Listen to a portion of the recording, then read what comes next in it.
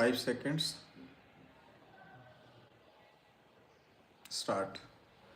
This year marks 25 years since the so-called economic reforms were launched in July 1991.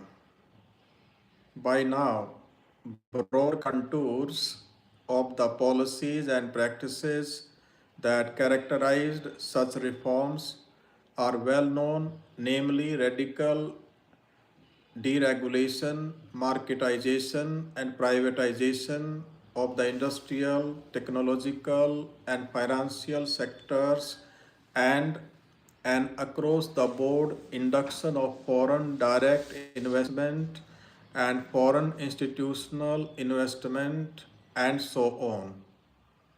Basing himself on the erroneous views of India's IT software and service sector, behomes the advice of Western governments, large foreign companies, and the trinity of the World Bank, the International Monetary Fund, and the World Trade Organization. Manmohan Singh, then finance minister, concluded around mid 1992 that we could be globally competitive only in IT software and services and not in hardware.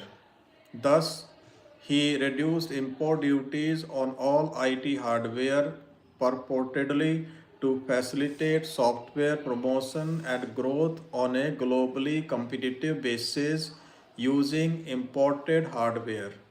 Result: by 1994, our fledgling civilian IT hardware industry folded up.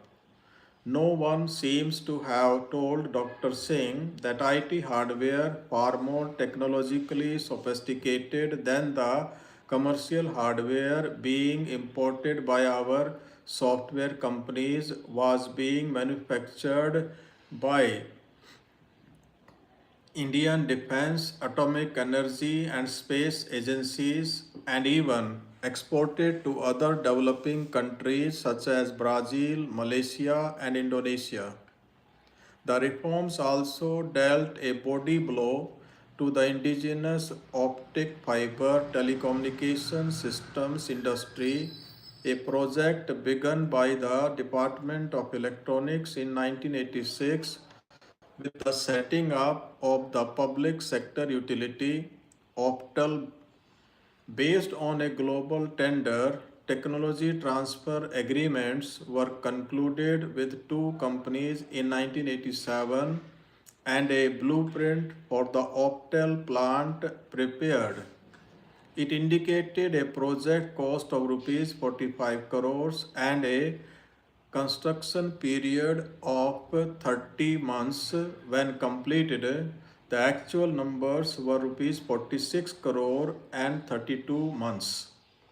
All this was possible because I got one of our top technocrat managers to leave his job as CEO of Punjab Wireless Limited and become CEO of Optel. A top-class cluster of three plants was operational by end March 1989. In its very first year of commercial operations, Optel's turnover was rupees 64 crore with a profit of rupees 11 crore. In 1990-91, the turnover zoomed to rupees 298 crore with rupees 35 crore profit. Around this time, Sterlite, a metallurgical company, and Phenolax, a packaging material producer, entered the field. They would import fibers and merely seethe them into cables. Even the seething material was imported. The cables had merely 10 to 15% domestic content. This, however, ran into a roadblock in the form of the graduated customs duties then applicable, which promoted local production. They started lobbying with the government to reduce the import duty on fiber, a manufactured component, from 40% to 10%, which was the duty on raw materials. I was then Secretary of the Electronic Commission and Additional Secretary in the DOE. Despite the DOE's stout opposition to both the character of the company's projects and the drastic and irrational reduction of duties, they got their way. Within 6 months, large quantities of optic fiber began to be imported. Optel had to close down its optic fiber plant and import low-grade fiber from China to be able to compete in our own market with the likes of Sterlite and Phenolax. In 1991, there were at least a dozen electronic corporations producing a large range of high-tech radio communication equipment, industrial electronics and control and instrumentation equipment worth annually around rupees 6,000 crore. However, the reduction in customs duties from 60% to 30% overall, which led to a glut of imports, forced many of these corporations to halt production and become import agents, a phenomenon repeated in the key solar photovoltaic industry. Reforms also led to large-scale import of cell phone handsets that could have been easily produced here had a policy of phased manufacture been adopted.